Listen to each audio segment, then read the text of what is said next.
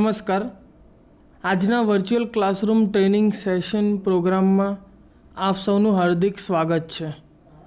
આજે હું એક્સેલના લેસન વિશે પ્રેક્ટિકલ વાઇઝ વિસ્તૃતમાં સમજણ આપીશ, જે સમજણ આપણે હવે પાવરપોઈન્ટ પ્રેઝન્ટેશન દ્વારા જોઈશું. સૌપ્રથમ આપણે ચાર્ટ્સ શું છે, એક્સેલમાં ચાર્ટનો ઉપયોગ શું છે એના વિશે જોઈએ. તો ડેટાબેઝમાં રહેલા ન્યુમેરિકલ વેલ્યુને ગ્રાફિકલી રિપ્રેઝન્ટ કરવા માટે ચાર્ટ સૌથી મહત્ત્વનો ભાગ ભજવે છે. યાની કે ડેટાબેઝમાં જે ન્યુમેરિકલ વેલ્યુ છે એ ન્યુમેરિકલ વેલ્યુને ગ્રાફિકલી રિપ્રેઝન્ટ કરવા માટે, ગ્રાફિકલી બતાવવા માટે, ગ્રાફિકલી સમજાવવા માટે સૌથી ઇમ્પોર્ટન્ટ ભાગ ભજવતું હોય તો એ છે ચાર્ટ. એક્સેલ માત્ર ડેટાબેઝ બનાવવા માટે ન વપરાતા તે ડેટાબેઝને ગ્રાફિક સ્વરૂપે દર્શાવવા માટે પણ વાપરવામાં આવે છે. એક્સેલ મોટાભાગે ડેટાબેઝ બનાવવા માટે, ડેટાનું એનાલિસિસ કરવા માટે વાપરવામાં આવે છે, પરંતુ ડેટાબેઝ એક્સેલ માત્ર ડેટાબેઝ માટે જ ન વપરાતા તે ગ્રાફ બનાવવા માટે પણ વાપરવામાં આવે છે અને ડેટાબેઝને ગ્રાફિક સ્વરૂપે દર્શાવવા માટે પણ વાપરવામાં આવે છે. તો ચાર્ટના ટાઈપમાં આપણે સૌપ્રથમ ચાર્ટ જોઈએ, કોલમ ચાર્ટ. કોલમ ચાર્ટ શું છે? કોલમ ચાર્ટ કોને કહેવાય? મોસ્ટ કોમન ચાર્ટ ટાઈપ છે એ કોલમ ચાર્ટ છે, કે સૌથી વધુ જો કોઈ ચાર્ટ વપરાતો હોય તો column chart. Most common type of chart is a column chart. Display each point as a vertical column. દરેક પોઈન્ટને વર્ટિકલ કોલમમાં, ઊભા કોલમમાં બતાવવામાં આવે છે. Height of which corresponds to the value. જે સેલમાં વેલ્યુ વધારે હશે એ પોઈન્ટનો જે વર્ટિકલ કોલમ છે એ સૌથી ઊંચો હશે, અને જે પોઈન્ટની વેલ્યુ ઓછી હશે એ પોઈન્ટનો વર્ટિકલ કોલમ નાનો હશે. Use to compare discrete item. એક કરતાં વધારે ટાઈપની આઇટમને કમ્પેર કરવા માટે પણ કોલમ ચાર્ટનો ઉપયોગ કરવામાં આવે છે. અને એક્ઝામ્પલ જોઈએ તો અહીંયા આપણને વેબસાઇટ વિઝિટર્સની ઇન્ફોર્મેશન આપવામાં આવી છે. મંથ વાઇઝ કેટલા વિઝિટર્સે વેબસાઇટની વિઝિટ કરી એ મુજબ આપણને આંકડા આપવામાં આવેલા છે. આ આંકડાકીય માહિતીને ચાર્ટ સ્વરૂપે બતાવવા માટે સૌપ્રથમ આંકડાકીય માહિતીને સિલેક્ટ કરો. સિલેક્ટ કર્યા બાદ ઇન્સર્ટ ટેબ પર ક્લિક કર્યા બાદ ચાર્ટ ગ્રુપમાં કોલમ ચાર્ટ આપેલ છે એ કોલમ ચાર્ટને ક્લિક કરવામાં આવે તો આપણને કોલમ ચાર્ટ ડિસ્પ્લે થયેલો જોવા મળે છે. આ કોલમ ચાર્ટની જુદી જુદી સ્ટાઇલ ચેન્જ કરી શકો છો. એમાં જુદી ડિફરન્ટ ટાઈપની ચાર્ટ સ્ટાઇલ આપેલી છે. જે કલર પસંદ પડે એ કલરને સિલેક્ટ કરીને આપણે ચાર્ટ સ્ટાઇલ બદલી શકાય છે. આ સ્ટાઇલમાં જુદા જુદા લેઆઉટ પણ ચેન્જ કરી શકાય છે. અહીંયા જુદી ટાઈપના લેઆઉટ બતાવવામાં આવેલા છે. જે લેઆઉટ આપણને પસંદ હોય, જે લેઆઉટ આપણને અનુકૂળ આવતો હોય એ લેઆઉટ સિલેક્ટ કરી શકાય છે. અહીંયા આપણે લખી શકીએ છીએ નંબર ઓફ વિઝિટર્સ.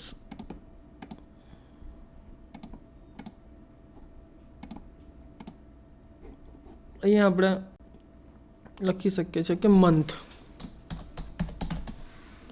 અને અહીંયા નંબર ઓફ વિઝિટર્સ.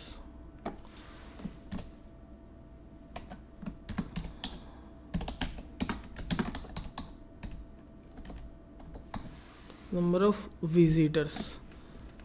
તો આપણો આ ચાર્ટ ડિસ્પ્લે થયેલો જોવા મળશે, અને પ્રિન્ટ પણ લઈ શકાય છે. આ ચાર્ટની પ્રિન્ટ સ્વરૂપે પ્રિન્ટ પણ લઈ શકાય છે. એ જ કોલમ ચાર્ટને બીજી રીતે જોઈએ, બે જુદી જુદી ટાઈપના વેચાણના આંકડા આપવામાં આવેલા છે. આ વેચાણના આંકડા મંથ વાઇઝ છે.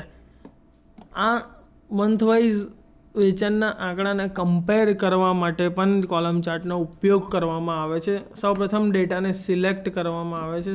સિલેક્ટ કર્યા બાદ ઇન્સર્ટમાં જઈને કોલમ ચાર્ટમાં જઈને કોલમ ચાર્ટ સિલેક્ટ કરવામાં આવે તો આપણને એ બે જુદી જુદી ટાઈપના વેચાણના આંકડાને કમ્પેરિઝન કરતો ચાર્ટ તૈયાર થઈ જશે. અને ડેટાને ગ્રાફિકલ રિપ્રેઝન્ટ કરવામાં આવે તો આપણે એને સામેવાળી વ્યક્તિને સમજાવવામાં પણ મદદરૂપ થાય છે. અહીંયા આપણે મંથ્સ લખીશું અને અહીંયા સેલ્સ લખીશું, ટોટલ સેલ્સ. ઓકે, ચાર્ટનું ટાઇટલ આપીશું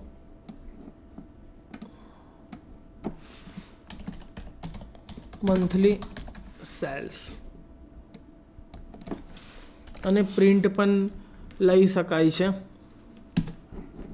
અને આપણને ખ્યાલ આવશે કે બ્લુ કલરના સ્તંભ અને રેડ કલરના સ્તંભ બેની કમ્પેરિઝન કરી શકાય છે કે એલોપેથી દવાઓ કેટલા રૂપિયાની વેચાય અને હોમિયોપેથી દવાઓ કેટલા રૂપિયાની વેચાય. આમ આપણે કોલમ ચાર્ટનો ઉપયોગ સિમ્પલ ડેટાને ડિસ્પ્લે કરવા માટે અને એક કરતાં વધારે સિરીઝની ડેટાબેઝ હોય એને કમ્પેરિઝન ધરાવતો ચાર્ટ બતાવવા માટે પણ કોલમ ચાર્ટનો ઉપયોગ કરવામાં આવે છે. બીજી ટાઈપનો ચાર્ટ જોઈએ, bar chart. Essentially a column chart that has been rotated 90 degree clockwise. એ એક પ્રકારનો કોલમ ચાર્ટ જ છે, પણ જો એને 90 ડિગ્રી ક્લોકવાઇઝ રોટેટ કરવામાં આવે તો એ બાર ચાર્ટ તૈયાર થાય છે. Advantages to use is that the category label may be easier to read. એક બાર ચાર્ટનો એક્ઝામ્પલ જોઈએ તો અહીંયા બાર ચાર્ટનો એક્ઝામ્પલ આપ્યો છે કે હોસ્પિટલમાં આવતા જે પેશન્ટ છે એ પેશન્ટના જુદા જુદા ઓપિનિયન અહીંયા આપવામાં આવેલા છે કે પેશન્ટ કેટલા એગ્રી થઈને જાય છે, સ્ટ્રોંગલી એગ્રી છે, અનડિસાઇડેડ છે, ડિસઅગ્રી છે અથવા તો સ્ટ્રોંગલી ડિસએગ્રી છે. ઓકે, એમાં જુદી જુદી ટાઈપના ક્વેશ્ચન છે with treatment, with staff, with medicine, cleanness, હોસ્પિટલની ક્લીનનેસ કેવી છે, with doctor, with attitude, fee charge કેવો છે ને ઇન્જેક્શન, વિથ ધ ઇન્જેક્શન. તો એમાં આ ડેટાબેઝને સિલેક્ટ કરીને ઇન્સર્ટમાં જઈને આપણે બાર ચાર્ટ પર ક્લિક કરો તો આપણને બાર ચાર્ટ જોવા મળશે. તો આપણને જુદી જુદી ટાઈપના એગ્રી, ડિસએગ્રી આપણને ખ્યાલ આવી જાય બાર ચાર્ટની મદદથી. આ બાર ચાર્ટના જુદા જુદા લેઆઉટ છે. આ લેઆઉટ પ્રમાણે પણ આપણે ચાર્ટને ગોઠવી શકીએ છીએ.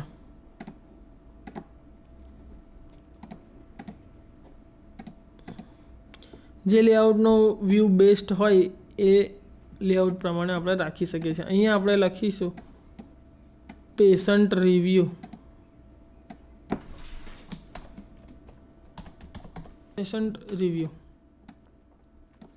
અને આપણે પ્રિન્ટ પણ લઈ શકીએ છીએ. પેશન્ટના રિવ્યૂ આપણને અહીંયા જોવા મળે છે કે વિથ ધ ઇન્જેક્શન કેટલા એગ્રી છે, કેટલા ડિસએગ્રી છે, કેટલા સ્ટ્રોંગલી એગ્રી છે. તો આપણને અહીંયા પેશન્ટના રિવ્યૂ જોવા મળશે.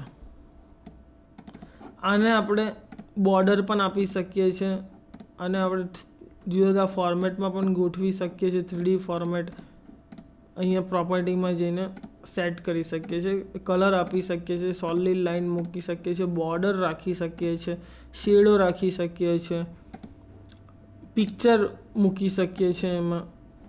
તો આપણને અહીંયા ખ્યાલ આવશે. જુદા જુદા પિક્ચર રાખીને જોવામાં આવે તો જોઈ શકાય છે. આમ અને એની પ્રિન્ટ પણ ચાર્ટની લઈ શકાય છે. ઓકે,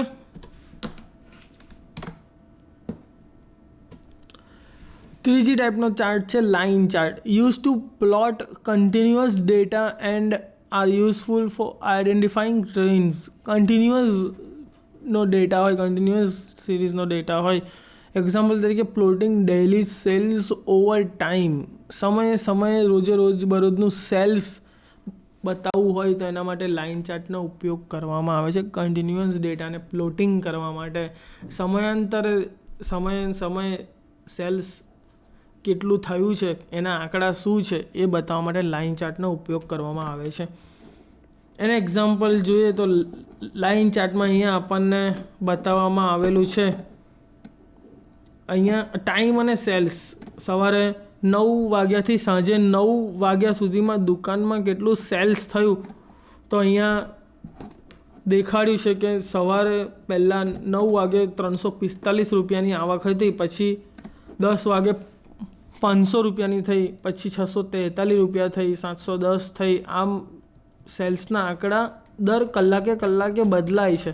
9થી 10માં જુદો આંકડો છે, 10થી 11માં વધે છે, 12 વાગે વધે છે, 1 વાગે, 2 વાગે, એવી રીતના સવારે 9થી સાંજે 9 સુધી જે આપણને સેલ્સના આંકડા છે અહીંયા આપણને જોવા મળે છે.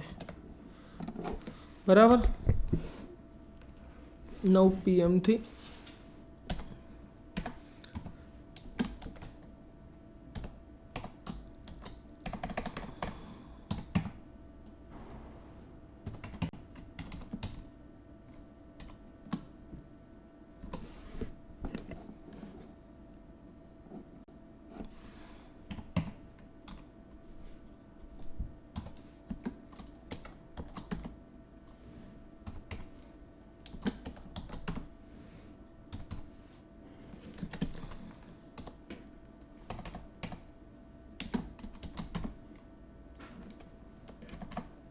અહીંયા આપણે 9, 10, 11, 12 થી લઈને સાંજ સુધી સેલ્સના આંકડા શું છે એ આપણને અહીંયા ચાર્ટ સ્વરૂપે ડિસ્પ્લે થયેલા જોવા મળશે. સૌપ્રથમ ડેટાબેઝને સિલેક્ટ કરો. સિલેક્ટ કર્યા બાદ ઇન્સર્ટમાં જાઓ. ઇન્સર્ટમાં લાઇન ચાર્ટ આપવામાં આવેલું છે કે પોઈન્ટ વાઇઝ, સમય વાઇઝ ચાર્ટ આપણને જોવા મળશે. તો આપણને આવો ચાર્ટ ડિસ્પ્લે થયેલો જોવા મળશે. લાઇન ચાર્ટની મદદથી આપણે રોજબરોજનું સેલ્સ વધતું જાય છે, ઘટતું જાય છે, સમયાંતરનું સેલ્સ વધે છે, ઘટે છે, આપણને અહીંયા જોવા મળે છે. અને સતત સેલ્સ વધતું જ જાય છે, પછી એકદમ વધે છે. આમ આપણને ગ્રાફ સ્વરૂપે અગત્યના નિર્ણય લેવાની પણ ખબર પડે છે અને પ્રિન્ટ પણ લઈ શકાય છે.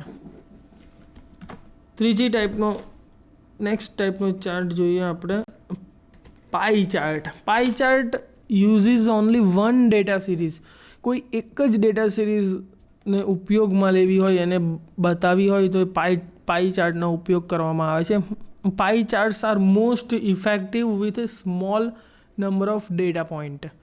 Generally a pie chart should use no more than 5 or 6 data point. 5 થી 6 મેક્સિમમ ડેટા પોઈન્ટ્સ હોય તો પાઈ ચાર્ટનો ઉપયોગ થાય. સિરીઝ 1 અને 5-6 ટાઈપના પોઈન્ટ્સ, 5-6 મેક્સિમમ પોઈન્ટ્સ, એનાથી વધારે પોઈન્ટ્સ માટે પાઈ ચાર્ટનો ઉપયોગ થતો નથી. તો એ પાઈ ચાર્ટ બતાવવા માટે અહીંયા આપણને વર્ઝન અને નંબર ઓફ યુઝર્સ આપ્યા છે. અહીંયા વર્ઝન 2000, વર્ઝન 2003, વર્ઝન 7, વર્ઝન 10, એના નંબર ઓફ યુઝર કેટલા છે. વર્ઝન 2000ના 20% યુઝર છે, વર્ઝન 2003માં 18% છે, 2007માં 26% છે, 2010માં 36% છે. તો આપણને આ યુઝર્સ વાઇઝ આપણને અહીંયા ચાર્ટ ડિસ્પ્લે થયેલો જોવા મળે છે. અહીંયા આપણે લેઆઉટ ચેન્જ કરવામાં આવે તો આપણને ખ્યાલ આવે કે કેટલા ટકા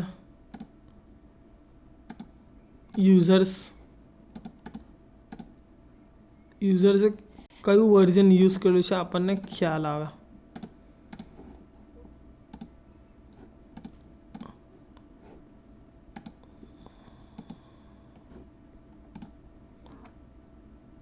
અહીંયા આપણને ખ્યાલ આવે કે વર્ઝન 10 કેટલા યુઝર્સે વાપર્યું, વર્ઝન 2000 કેટલા યુઝર્સ, વર્ઝન 2003 કેટલા યુઝર્સ. ઓકે, સેમ વે અહીંયા સેલ્સ અને પર્સન્ટેજ, સેન્ડવિચ કેટલા ટકા યુઝ થઈ સેન્ડવિચ, સલાડ કેટલા ટકા, સૂપ કેટલા ટકા, બેવરેજીસ પાણી કેટલા ટકા, ડેઝર્ટ કેટલા ટકા પસંદ કરે છે. તો અહીંયા એનો ચાર્ટ ડિસ્પ્લે થયેલો જોવા મળે છે કે સેન્ડવિચ બ્લુ કલરમાં છે એ 40% સેન્ડવિચનો ભાગ છે. તો એ 40% લોકો સેન્ડવિચને પસંદ કરે છે. સેલાડ, તો એ સેલાડ કેટલા લોકો પસંદ કરે છે, તો 21% લોકો સેલાડને પસંદ કરે છે. સૂપ કેટલા ટકા પસંદ કરે છે, તો 15% સૂપ પસંદ કરે છે. બેવરેજીસ 9% પસંદ કરે છે અને ડેઝર્ટમાં 15% ડેઝર્ટ પસંદ કરતા હોય છે. તો એનો આપણે પ્રિન્ટ પણ લઈ શકીએ છીએ. આમ આ થયો પાઈ ચાર્ટ. નેક્સ્ટ ચાર્ટ લઈએ, area chart. Think of an area chart as a line chart in which the area below the line has been coloured. આ એક પ્રકારનો લાઇન ચાર્ટ જ છે, પણ લાઇન ચાર્ટમાં ખાલી લાઇન દોરેલી હોય છે. આ એરિયા ચાર્ટમાં લાઇન ચાર્ટની નીચે કલર પૂરવામાં આવે છે. એનું એક્ઝામ્પલ જોઈએ તો એરિયા ચાર્ટ, અહીંયા 3 ટાઈપની પ્રોડક્ટ છે, પ્રોડક્ટ એ, પ્રોડક્ટ બી, પ્રોડક્ટ સી, અને એમાં ક્વાર્ટર વાઇઝ સેલ્સ દેખાડવામાં આવ્યું છે. તો એમાં ક્વાર્ટર 1માં પ્રોડક્ટ 1માં કેટલું સેલ છે, પ્રોડક્ટ બીમાં કેટલું. તો અહીંયા એઝ અ લાઇન ચાર્ટ જ છે, પણ એ લાઇન ચાર્ટમાં નીચે કલર ફિલ કરવામાં આવતો નથી. અહીંયા કલર ફિલ કરવામાં આવે છે, એટલા માટે એને એરિયા ચાર્ટ કહેવામાં આવે છે. આખો એરિયા બતાવવામાં આવે છે કે પ્રોડક્ટ એ કેટલો એરિયા કવર કરે છે. તો અહીંયા પ્રોડક્ટ એ 2103, તો 2103 સુધી આપણને અહીંયા જોવા મળે છે. તો આ એઝ અ લાઇન ચાર્ટ જ છે, પણ એમાં નીચે કલર પૂરવામાં આવ્યો છે. બીજી ટાઈપનો ચાર્ટ છે doughnut chart. It is just similar to pie chart. એ એક પ્રકાર પાઈ ચાર્ટ જ છે વિથ 2 એક્સેપ્શન. એમાં 2 એક્સેપ્શન હોય છે. It has hole in the middle. Pie ચાર્ટમાં આખું રાઉન્ડમાં હોય છે, પરંતુ અહીંયા ડોગનેટ ચાર્ટમાં મિડલમાં એક હોલ હોય છે અને આજુબાજુ ચાર્ટના ડેટાબેઝનો લેઆઉટ હોય છે. It can display more than 1 series of data. એક કરતાં વધારે સિરીઝનો ડેટા બતાવવો હોય તો ડોગનેટ ચાર્ટનો ઉપયોગ કરવામાં આવે છે. બાકી પાઈ ચાર્ટ એ સિંગલ સિરીઝ ડેટાને ડિસ્પ્લે કરવા માટે પાઈ ચાર્ટનો ઉપયોગ કરવામાં આવે છે, પરંતુ એક કરતાં વધારે ડેટાબેઝની સિરીઝ હોય, એક કરતાં મોર દેન 1 સિરીઝ ઓફ ડેટા, ત્યારે ચાર્ટનો ઉપયોગ કરવામાં આવે છે. આ ડોગનેટ ચાર્ટના એક્ઝામ્પલ જોઈએ તો ડોગનેટ ચાર્ટ માટે ફર્સ્ટ હાફ અને સેકન્ડ હાફમાં ગુજરાત અને મહારાષ્ટ્ર અને યુપીમાં અહીંયા આંકડા બતાવવામાં આવ્યા છે. તો અહીંયા આંકડાને ડિસ્પ્લે કરવા માટે અહીંયા ડોગનેટ ચાર્ટનો ઉપયોગ કરવામાં આવે છે. એક કરતાં વધારે ડેટા સિરીઝ છે, એ ડેટા સિરીઝને ડિસ્પ્લે કરવા માટે ડોગનેટ ચાર્ટનો ઉપયોગ કરવામાં આવે છે. ફર્સ્ટ હાફ ને સેકન્ડ હાફ બંને જોવા મળશે. આમ એક કરતાં વધારે ડેટા સિરીઝ હોય, અને અહીંયા બીજું એક એક્સેપ્શન છે કે એમાં વચ્ચે હોલ હોય છે. તો આ હોલ એ ડોગનેટ ચાર્ટમાં જોવા મળે છે, જે હોલ પાઈ ચાર્ટમાં જોવા મળતો નથી. પાઈ ચાર્ટ અને ડોગનેટ ચાર્ટમાં આટલો ફેર છે. બીજો ચાર્ટ છે radar chart. It is simply a specialised chart that has a separate axis for each category and the axis extended outward from the center of the chart. The value of each data point is plotted on the corresponding axis. રાડર ચાર્ટની અંદર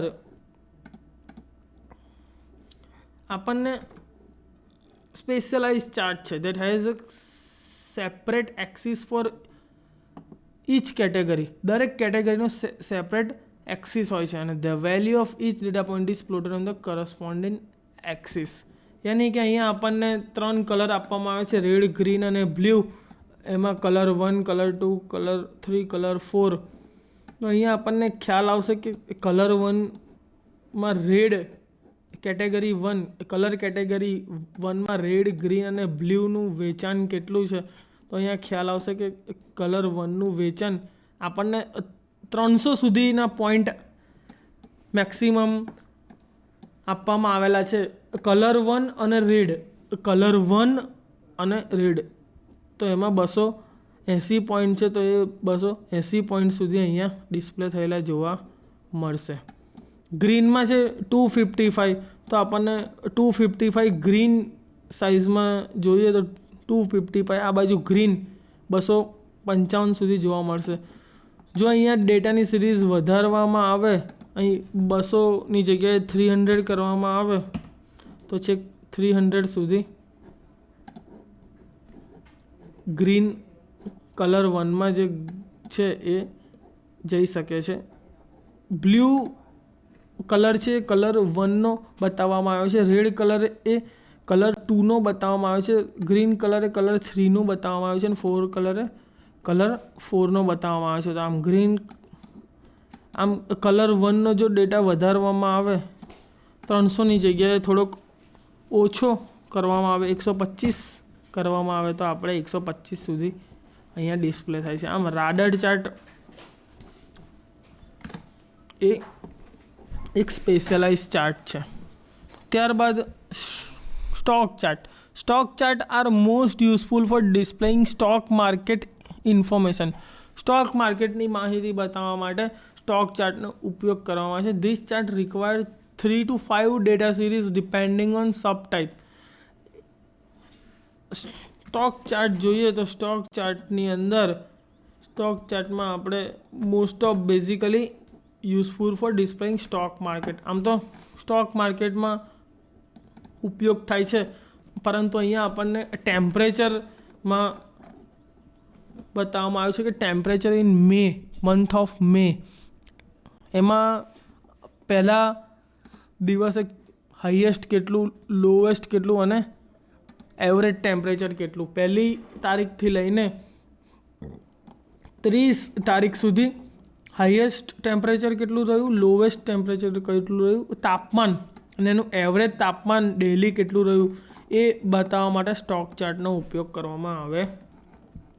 તો અહીંયા આપણને ખ્યાલ આવશે કે પહેલી તારીખે કેટલું એવરેજ તાપમાન હતું, 62 હતું. બીજી તારીખે એવરેજ 60 હતું. ચોથી તારીખે 69 હતું. તો આમ આપણને હાઈએસ્ટ, લોવેસ્ટ, પછી આ હાઈ છે 74, એ 74 એટલે અહીંયાથી કેટલું ઉપર જાય છે. આ જે છે એ બધું, આ જે તાપમાન છે એવરેજ તાપમાન બતાવે છે, સિરીઝ એવરેજ. અને આ જે ઉપરની લાઈન છે એમાં હાઈ લાઈન બતાવવામાં આવે છે અને નીચેની લાઈન છે લો લાઈન બતાવવામાં આવે છે, લો પોઈન્ટ વેલ્યુ, કે જેમાં 50 પહેલા દિવસે લોએસ્ટ તાપમાન 50 છે અને હાઈએસ્ટ તાપમાન 74 છે. આમ આ થયા 4 જુદી જુદી ટાઈપના. તો હવે આપણે આગળ વધીશું. પાઇવોટ ટેબલ કોને કહેવાય? તો એ પાઇવોટ ટેબલ વિશે આપણે માહિતી જોઈતી હોય તો આપણે પ્રેઝન્ટેશન દ્વારા જોઈએ. પાઇવોટ ટેબલ એ એક ડાયનામિક સમરી રિપોર્ટ છે કે જે ડેટાબેઝમાંથી જનરેટ થાય છે. ડેટાબેઝમાં એક કરતાં વધુ રોઝ અને કોલમ્સમાં રહેલા નંબર્સને મિનિંગફુલ પ્રેઝન્ટેશનમાં ફેરવવાનું કામ પાઇવોટ ટેબલ કરે છે. ડેટાબેઝમાં એક કરતાં વધારે રો અને એક કરતાં વધારે કોલમમાં નંબર રહેલા હોય, આંકડા રહેલા હોય, પરંતુ એ આંકડાને મિનિંગફુલ પ્રેઝન્ટેશનમાં ફેરવવાનું કામ એ પાઇવોટ ટેબલનું છે. પાઇવોટ ટેબલ દ્વારા ડેટાબેઝમાં રહેલ કોઈપણ ડેટાનું સબ ટોટલ પણ કરી શકાય છે. ફક્ત માઉસના એક ક્લિક માત્રથી વર્કશીટમાં રહેલ ડેટાબેઝને આકર્ષક રિપોર્ટમાં ફેરવી શકાય છે. ફોર એન એક્ઝામ્પલ, પહેલો એક્ઝામ્પલ આપણે જોઈએ પાઇવોટ ટેબલ વિશે. તો અહીંયા આપણને ઓર્ડર આઈડી, પ્રોડક્ટ આપવામાં આવે છે. એ પ્રોડક્ટમાં જુદી જુદી પ્રોડક્ટ છે, કેરેટ છે, બ્રોકોલી છે, બનાના છે, બીન્સ છે, ઓરેન્જ છે. આમાં બે ટાઈપની કેટેગરી છે. એક કેટેગરી વેજીટેબલ્સની છે ને એક કેટેગરી ફ્રૂટની છે. એમાં ડેટ વાઇઝ, કન્ટ્રી વાઇઝ કેટલા રૂપિયાનું વેચાણ થયું એના આંકડા બતાવવામાં આવેલા છે. આને આપણે પાઇવોટ ટેબલમાં જોઈએ તો પાઇવોટ ટેબલ અહીંયા તમને જોવા મળશે. રો લેબલ, ધારો કે સૌપ્રથમ ડેટાબેઝને સિલેક્ટ કરો. સિલેક્ટ કર્યા બાદ ઇન્સર્ટમાં પાઇવોટ ટેબલ પર ક્લિક કરવામાં આવે. પાઇવોટ ટેબલ અને એની રેન્જ સિલેક્ટ કરવામાં આવે. ન્યૂ વર્કશીટ પર ઓકે ક્લિક કરવામાં આવે તો આપણને અહીંયા એક પાઇવોટ ટેબલનું ફિલ્ડ લિસ્ટ જોવા મળશે. આ ફિલ્ડ લિસ્ટમાં આપણે કોલમ લેબલમાં શું બતાવવા માંગીએ છીએ, રો લેબલમાં શું બતાવવા માંગીએ છીએ ને કઈ વેલ્યુનું સબ ટોટલ કરવા માંગીએ છીએ એ અહીંયા આપણે જોઈ શકીએ છીએ. ધારો કે આપણે સબ ટોટલ કરીશું અમાઉન્ટનું તો અહીંયા સબ ટોટલ કરી શકાય છે. આપણા શીટમાં કેટેગરી અને પ્રોડક્ટ છે તો આપણે આ પ્રોડક્ટ કેટેગરી વાઇઝ આપણે સબ ટોટલ જોઈતું હોય તો કેટેગરી વાઇઝ આપણે ફ્રૂટ અને વેજીટેબલની કેટેગરી વાઇઝ સબ ટોટલ કરી શકાશે. અને કોલમમાં આપણે પ્રોડક્ટ મૂકી શકીએ તો કોલમમાં પ્રોડક્ટ ડિસ્પ્લે થશે અને રોમાં કેટેગરી ડિસ્પ્લે થશે અને એનું સબ ટોટલ ડિસ્પ્લે થશે. આમ આપણને અહીંયા જોઈ શકાય છે કે પાઇવોટ ટેબલ અહીંયા તૈયાર થઈ ગયો. આના ફોન્ટની સાઇઝ પણ વધારી શકીએ છીએ.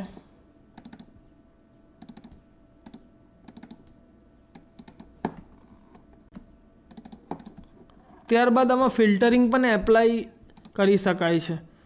ધારો કે મારે ખાલી ફ્રૂટ્સની જ માહિતી જોઈએ છે તો ફ્રૂટ્સ ઉપર ક્લિક કરો તો ફ્રૂટની માહિતી, એમાં ફ્રૂટમાં એપલ, બનાના, ઓરેન્જ અને કેટલું વેચાણ થયું એ અહીંયા જોવા મળશે. ફ્રૂટની જગ્યાએ વેજીટેબલ્સનું જોઈએ તો વેજીટેબલ્સનું જોવા મળશે. એમાં બીન્સ કેટલું ગયું, બ્રોકોલી, કેરેટ, બરાબર ને એનું grand total. This is one of the very useful. This is not a simple table. આ કોઈ સિમ્પલ ટેબલ નથી, આ પાઇવોટ ટેબલ છે. આ પાઇવોટ ટેબલની મદદથી યુઝફુલ ગ્રાફ પણ બનાવી શકીએ છીએ. આપણે અહીંયા જોઈએ તો અહીંયા ગ્રાફ બતાવવામાં આવ્યો છે.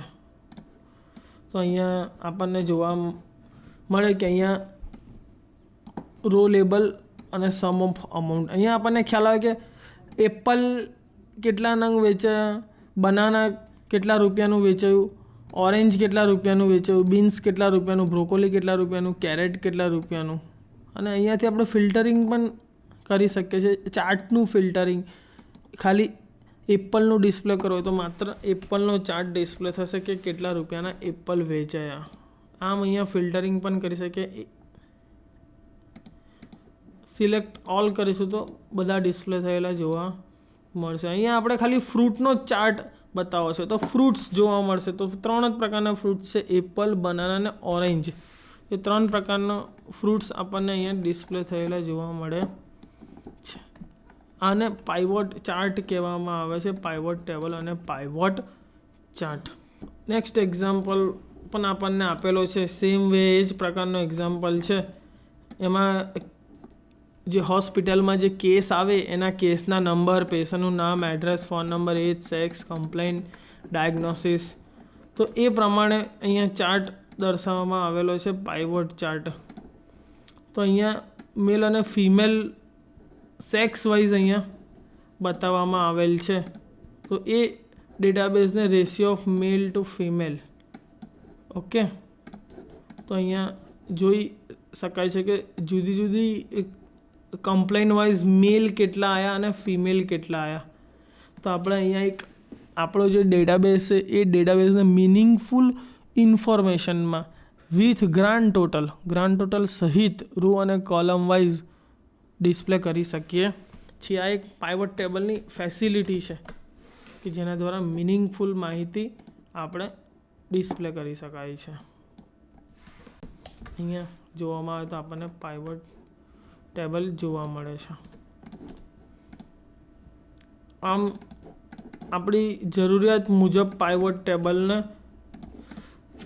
ફિલ્ડને એડિટિંગ પણ કરી શકીએ છીએ, હટાવી શકીએ છીએ, રો અને કોલમમાં એડ કરી શકીએ છીએ. જેનું ચાહીએ જે વસ્તુનું સબ ટોટલ મેળવવા માંગતા હોય એ દરેક વસ્તુનું સબ ટોટલ પણ મેળવી શકીએ છીએ. હવે આપણે જોઈએ what if analysis. What if analysis એક્સેલમાં શું છે? તો એક્સેલમાં તૈયાર કરવામાં આવતી ડાયનામિક મોડલની વર્કશીટમાં સેલમાં જે ફોર્મ્યુલા વપરાય છે તે રેફરન્સિંગ ફોર્મ્યુલા હોય છે. ડાયનામિક મોડલમાં રેફરન્સિંગ ફોર્મ્યુલાનો ઉપયોગ કરવામાં આવે છે, જેને લીધે જો ઇનપુટ ડેટામાં કોઈ ફેરફાર કરવામાં આવે તો વર્કશીટને રીકેલ્ક્યુલેટ કરવાની જરૂર પડે છે. તો આવા સમયે ડાયનામિક એપ્રોચવાળી વર્કશીટમાં રહેલ સેલ્સની વેલ્યુ ઓટોમેટિકલી રીકેલ્ક્યુલેટ થઈ જાય છે. જ્યારે તમે ખૂબ જ સિસ્ટમથી અને ખૂબ જ સાવચેતીપૂર્વક કોઈ ફેરફાર કરી રહ્યા હો તો તમે વોટ ઇફ એનાલિસિસ કરી રહ્યા છો એવું કહેવામાં આવે છે. વોટ ઇફ એનાલિસિસ શું છે? તો એ એક પ્રોસેસ છે જેના દ્વારા તમે જુદા જુદા પ્રશ્નો પૂછી શકો છો અને તે મુજબનું રીકેલ્ક્યુલેશન ઓટોમેટિક કરી શકો છો. અહીંયા લખ્યું છે vote if the interest rate on the loan changes to 8.10% rather than 8%. એટલે કે વ્યાજનો દર, લોન ઉપરનો જે વ્યાજનો દર એ 8%ની જગ્યાએ 8.10% થઈ જાય તો શું થાય? તો vote if, that is the question. એટલે આ એક ક્વેશ્ચન છે. આને વોટ ઇફ એનાલિસિસ કહેવામાં આવે છે ને એના ઉપર ખૂબ જ સાવચેતીપૂર્વક ફેરફાર કરી રહ્યા હોય ત્યારે તેને વોટ ઇફ એનાલિસિસ કહેવામાં આવે છે. 3 ટાઈપના વોટ ઇફ એનાલિસિસ છે. એક manual vote if analysis using data table અને સિનારીઓ મેનેજર. પહેલું છે manual vote if analysis. Manually vote if analysis કેવી રીતના થાય, ડેટા ટેબલથી વોટ ઇફ એનાલિસિસ કેવી રીતે થાય ને સિનારીઓ મેનેજરથી વોટ ઇફ એનાલિસિસ કેવી રીતે થાય. તો પહેલું જોઈએ મેન્યુઅલ વોટ ઇફ એનાલિસિસ. આ પ્રકારના એનાલિસિસમાં યુઝરના આઈડિયા મુજબ એક કરતાં વધારે ઇનપુટ સેલ અને એક કરતાં વધારે ફોર્મ્યુલા સેલ રહેલા હોય છે. કોઈપણ વર્કશીટમાં 2 પ્રકારના સેલ હોય છે. એક તો ઇનપુટ સેલ અને આઉટપુટ સેલ. આઉટપુટ સેલ યાની કે ફોર્મ્યુલા સેલ. જો ઇનપુટ સેલમાં રહેલ વેલ્યુની વેલ્યુ ચેન્જ કરો તો ફોર્મ્યુલા સેલની વેલ્યુ ઓટોમેટિકલી રીકેલ્ક્યુલેટ થઈ જાય. આ મેન્યુઅલી રીકેલ્ક્યુલેશન, આ ફોર્મ્યુલા સેલમાં એ જે ફોર્મ્યુલા છે ઓટોમેટિક રીકેલ્ક્યુલેટ થઈ જાય જો તમે ઇનપુટ સેલમાંની વેલ્યુ ચેન્જ કરો તો. આને વોટ ઇફ એનાલિસિસ કહેવામાં આવે છે, મેન્યુઅલ વોટ ઇફ એનાલિસિસ. જુદા જુદા આઈડિયા મુજબના ઇનપુટ સેલમાં ચેન્જ કરી આઉટપુટ મેળવી શકાય છે. જે પ્રમાણેના આપણા આઈડિયા હોય તે પ્રમાણે ઇનપુટ સેલમાં ચેન્જ કરીને જુદી જુદી પ્રકારના આઉટપુટ મેળવી શકાય છે.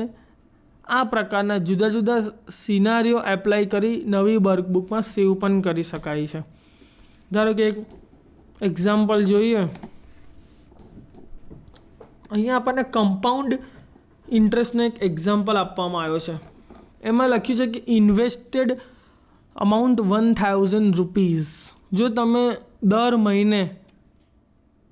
મહિને બેંકમાં 1000 રૂપિયા ભરો અને એનું ઇન્ટરેસ્ટ રેટ છે 5%. આપણે 5%ની જગ્યાએ અત્યારે જે કરંટ ચાલે છે 7.5%, એ 7.5% લેખે 12 મહિના સુધી આપણે બેંકમાં 1000 રૂપિયા ભરીએ છીએ.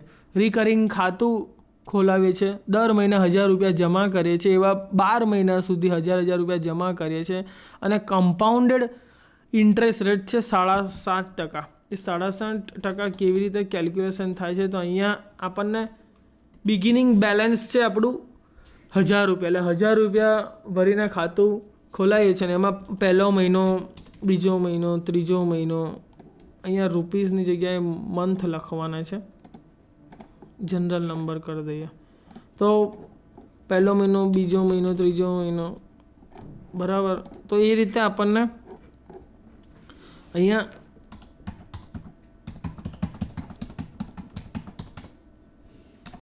10 મહિનાનું કેલ્ક્યુલેશન આપ્યું છે. 11મા મહિનાનું 10 મહિના સુધીનું કેલ્ક્યુલેશન આપણે જોઈએ.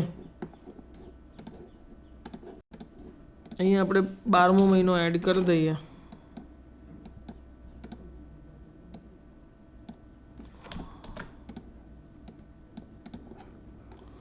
તો આ જે ઇન્ટરેસ્ટ છે એ આપણને 6.25% લેખે ગણવામાં આવ્યું છે ઇન્ટરેસ્ટ રેટ. તો ઇન્ટરેસ્ટની ફોર્મ્યુલા છે F2 यानी कि 1000 रुपया multiply by B2 divided by 12 यानी कि जे આપણું બેલેન્સ છે બરાબર એના 67% ઇન્ટરેસ્ટ ગણવામાં આવે તો કેટલા રૂપિયા થાય છે ઇન્ટરેસ્ટ. તો એમાં પહેલા મહિને તો કોઈ ઇન્ટરેસ્ટ, બીજા મહિનાથી ઇન્ટરેસ્ટ ચાલુ થાય તો 6.25 રૂપિયા ઇન્ટરેસ્ટ મળે તો એનું બેલેન્સ થાય 1006.25. ત્રીજા મહિને કમ્પાઉન્ડ થાય 6.29 રૂપિયા 7.5% લેખે એટલે 1006.25ના 7.5% તો 6.29 રૂપિયા થાય અને એનું ટોટલ બેલેન્સ થાય 1012.54. હવે 1012.54ના 7.5% થાય 6.33 રૂપિયા તો 6.33 રૂપિયા એડ થાય. આમ કમ્પાઉન્ડલી ઇન્ટરેસ્ટ અને આપણા 12 મહિનાના અંતે આપણે ભરાતા 1000 રૂપિયાને આપણને મળે છે. ટોટલ કેલ્ક્યુલેશન કરીએ તો એટલા રૂપિયા આપણને મળેલા જોવા મળશે 12,421 રૂપિયા. ઓકે.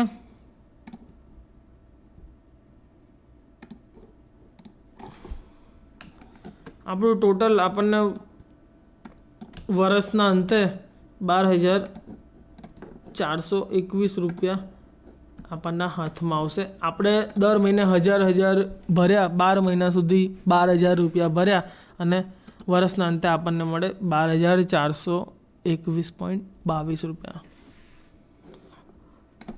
હવે આપણે જોવાનું છે કે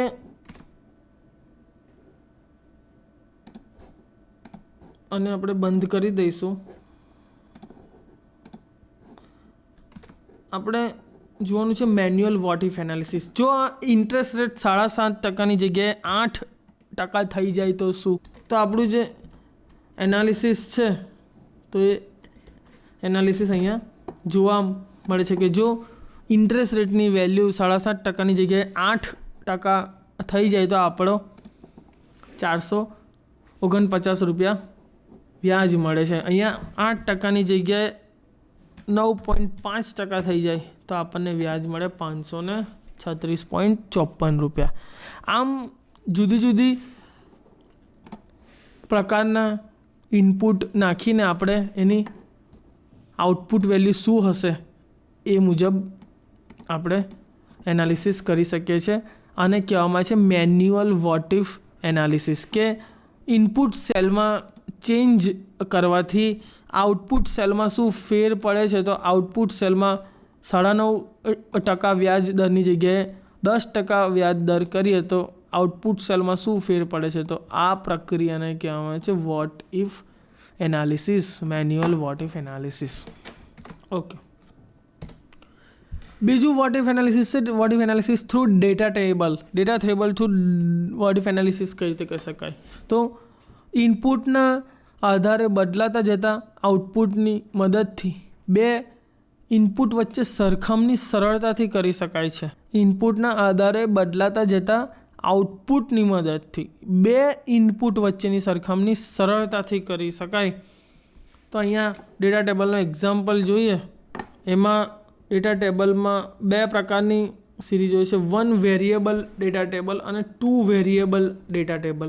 એમાં પહેલું જોઈએ 1 variable data table. 1 variable data ટેબલમાં 25 લાખ રૂપિયાની લોન 10.75% લેખે 180 દિવસની આપણે લોન લઈએ છીએ તો આપણે એનો હપ્તો કેટલો આવશે તો 28,023 રૂપિયા એનો હપ્તો છે. આ હપ્તો દર મહિને 180 હપ્તામાં આપણે ભરવાનું હોય છે.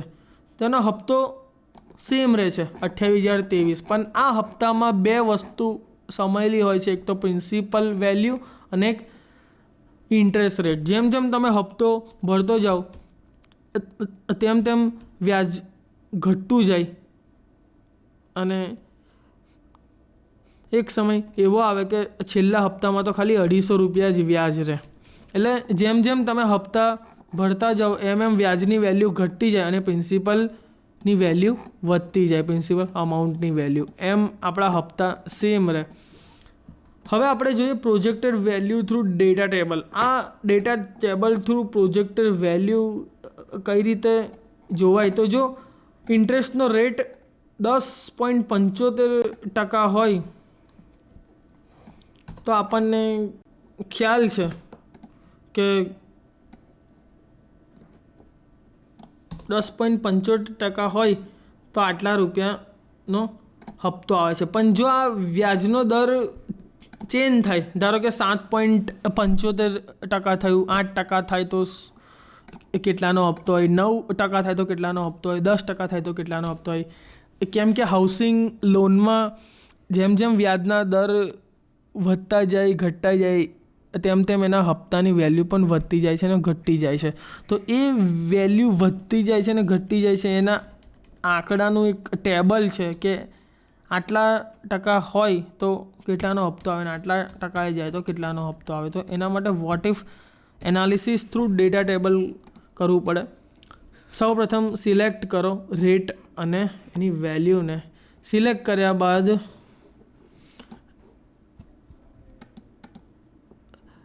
ડેટામાં જવાનું. ડેટામાં જઈને vote if analysis data table. Data ટેબલમાં આપણે કોલમમાં પહેલું રો ઇનપુટ સેલ ને બીજું કોલમ ઇનપુટ સેલ, પરંતુ આપણે વન વેરિયેબલ સિરીઝનો ડેટા ટેબલ જોઈએ છે ને એમાં આપણે કોલમમાં વેલ્યુ મૂકવાની છે કે ભાઈ 60% વ્યાજ હોય તો એને કેટલાનો હપ્તો આવે.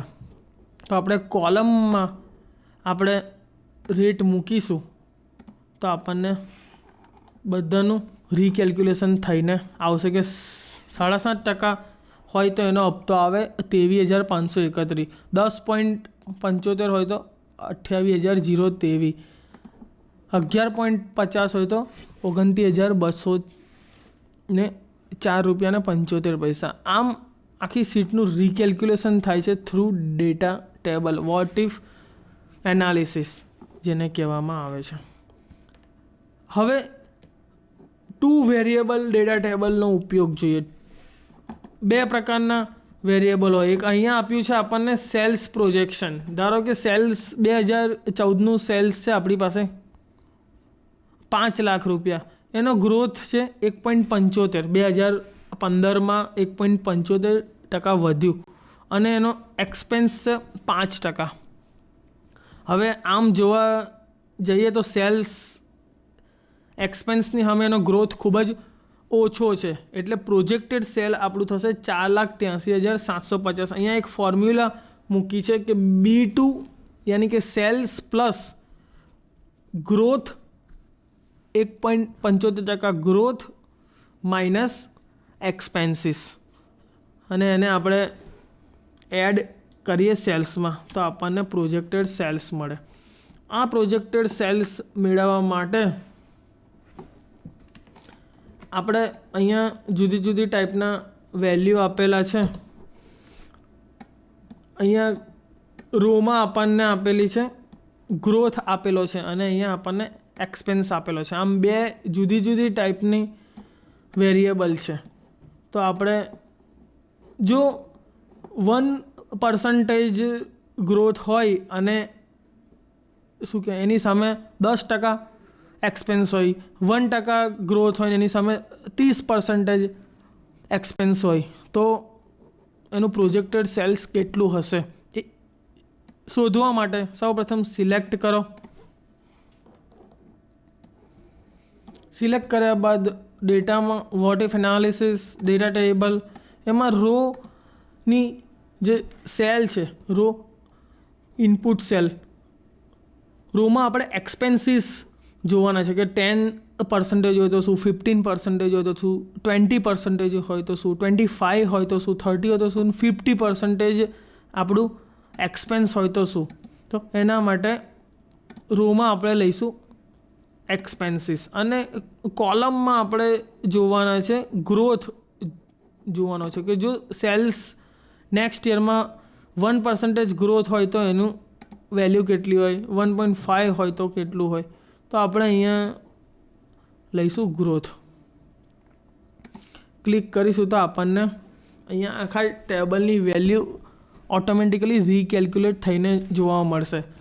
આના ઉપરથી આપણને ખ્યાલ આવે કે જે આપણું પ્રોજેક્ટેડ સેલ્સ આપણે જે ધાર્યું છે 4,83,750, અને એમાં જો 1.75% ગ્રોથની જગ્યાએ 1.50% ગ્રોથ થાય અને 5% એક્સપેન્સની જગ્યાએ 15% એક્સપેન્સ થાય તો આપણું પ્રોજેક્ટેડ સેલ્સ એટલે આપણું સેલ્સ 2015માં કેટલું હશે તો 4,83,750ની જગ્યાએ આપણું સેલ્સ હશે 4,32,500.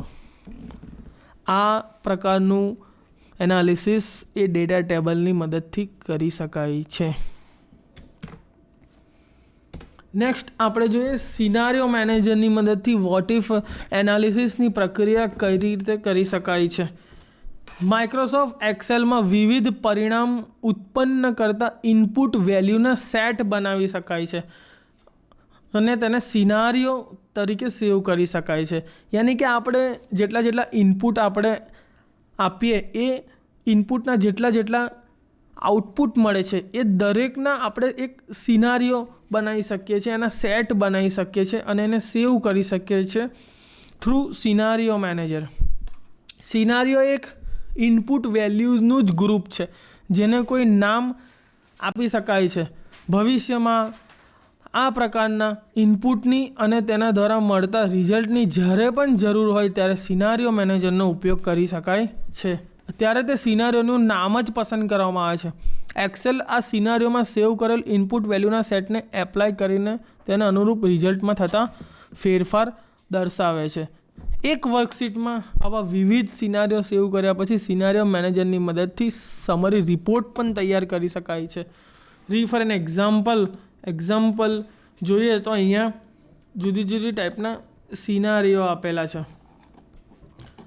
ધારો કે અહીંયા આપણને એક એક્ઝામ્પલ છે રિસોર્સ કોસ્ટ વેરિયેબલ. આ રિસોર્સ કોસ્ટ વેરિયેબલમાં અર્લી લેબલ કોસ્ટ આપેલી છે 30 રૂપિયા અને મેટિરિયલ કોસ્ટ આપેલી છે 56 રૂપિયા. હવે આપણે 3 જુદી જુદી પ્રોડક્ટ બનાવીએ છીએ. આ પ્રોડક્ટમાં પર યુનિટ પર કલાકમાં 12 યુનિટ થાય છે, પ્રોડક્ટ બીમાં 14 યુનિટ અને પ્રોડક્ટ સીમાં 24 યુનિટ. મટીરિયલ પર કોસ્ટ 6 રૂપિયા, 9 રૂપિયા અને 14 રૂપિયા પર unit. Material 6 unit material use થાય છે, 9 યુનિટ મટીરિયલ યુઝ થાય છે, 14 યુનિટ મટીરિયલ યુઝ થાય છે. એમાં કોસ્ટ ટુ પ્રોડ્યુસ એમાં કેટલી કોસ્ટ થશે તો આપણે અહીંયા ફોર્મ્યુલા મૂકી શકીએ કે B2 યાની કે 30 પર યુનિટનું જે લેબર કોસ્ટ છે પર યુનિટ કેટલા યુનિટ યુઝ થયા એ plus material cost multiply by material per unit.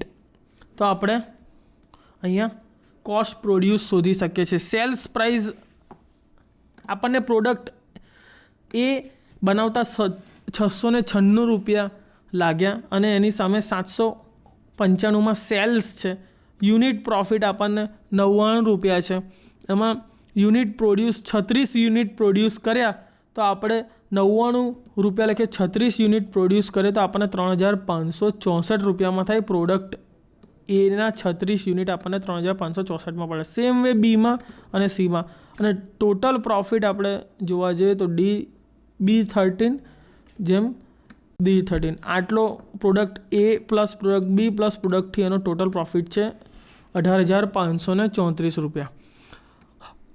હવે આપણે જુદા જુદા સિનારીઓ અહીંયા મૂકી શકીએ છીએ કે અર્લી કોસ્ટ અને મેટિરિયલ કોસ્ટમાં જો વધઘટ હોય તો અહીંયા આપણે બેસ્ટ કેસ છે કે અર્લી કોસ્ટ 30 રૂપિયા, મટીરિયલ કોસ્ટ 56 રૂપિયા, worst case 39 rupees, material cost 61, most લાઇકલીમાં 35 ને 57.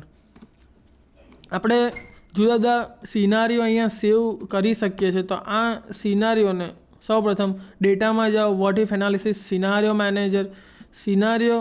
મેનેજરમાં અહીંયા આપણે એડ સિનારીઓ, એમાં સિનારીઓનું નામ લખીએ બેસ્ટ કેસ. ધારો કે અહીંયા આપીએ બેસ્ટ કેસ 1. એમાં ચેન્જિંગ સેલ, કઈ સેલમાં ચેન્જ જોઈએ તો આપણે આ 2 સેલમાં ચેન્જ જોઈએ અને અહીંયા આપો ઓકે. આપ્યા બાદ આપણને વેલ્યુ ટાઈપ કરવાનું પૂછે છે. તો 30 અને 56ની જગ્યાએ આપણે કઈ વેલ્યુ લખવી છે તો એ આપણે લખી શકીએ છીએ. 30 અને 56ની જગ્યાએ આપણે જોઈએ છે જે વેલ્યુ જોઈતી હોય. ધારો કે scenario manager add base case 1, અહીંયા ચેન્જિંગ સેલ B2 થી B3 અને અહીંયા આપણે લઈએ 30, 56 એડ કરી દઈએ. સેમ વે અહીંયા બીજો કેસ લઈએ વર્સ્ટ કેસ 1. અહીંયા આપણે ચેન્જિંગ સેલ B2 થી B3, અહીંયા આપણે ચેન્જિંગ લઈએ 3961 એડ કરી દઈએ. ત્રીજો કેસ લઈએ મોસ્ટ લાઇકલી કેસ, એમાં okay most likely case likely 1ની અંદર આપણે ચેન્જ કરીએ 35 અને 57 એડ કરી દઈએ. તો અહીંયા આપણને જોવા મળશે. ત્યારબાદ ક્વિક એક્સેસ ટૂલ બારમાં જઈને મોર કમાન્ડમાં જઈને આપણે કમાન્ડ નોટ ઇન રિબનમાં જઈને સિનારીઓ એડ કરવામાં આવે, ઓકે કરવામાં આવે તો આપણને અહીંયા સિનારીઓ જોવા મળશે. અહીંયા બેસ્ટ કેસ 1 કરીએ તો 56 છે,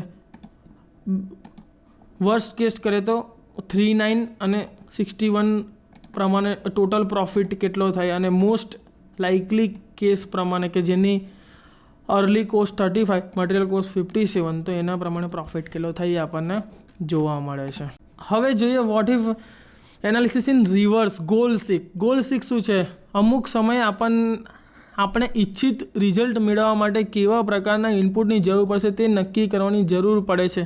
આવા સમયે એક્સેલ મદદરૂપ થઈને ચોક્કસ રિઝલ્ટ મેળવવા માટે જરૂરી ઇનપુટ વેલ્યુ નક્કી કરી આપે છે. આમ વોટ ઇફ એનાલિસિસ કરતાં ઉલટું કામ કરે છે. જ્યારે કોઈ એક વેરિયેબલની કિંમતમાં ફેરફાર કરવાથી ફોર્મ્યુલામાં તેને અનુરૂપ ફેરફાર થઈને ઇચ્છિત રિઝલ્ટ મેળવવા માંગતા હોય તો ગોલ સિકનો ઉપયોગ કરવામાં આવે છે. જ્યારે આપણે અત્યાર સુધી આપણને ઇનપુટ વેલ્યુમાં ચેન્જ કરીએ અને ઇનપુટ સેલમાં ચેન્જ કરીએ તો એની સામે આઉટપુટ સેલ જે રીકેલ્ક્યુલેશન થતું હતું વોટ ઇફ એનાલિસિસ પ્રક્રિયાની મદદથી, પરંતુ અહીંયા એનાથી થોડુંક જુદું છે અને ઊંધું છે. બરાબર છે?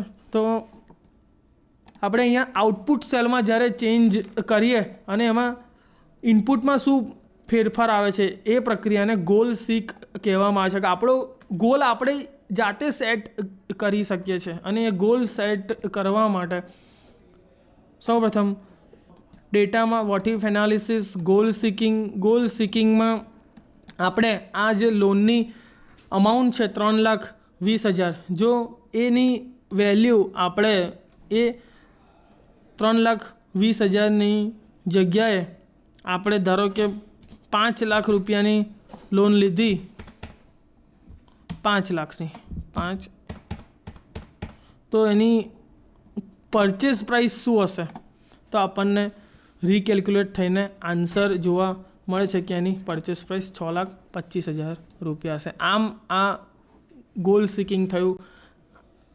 જોઈએ તો આપણે વોટ ઇફ એનાલિસિસ અને ગોલ સિકિંગ ખૂબ જ સારી રીતે શીખ્યા. તે બદલ આપનો આભાર.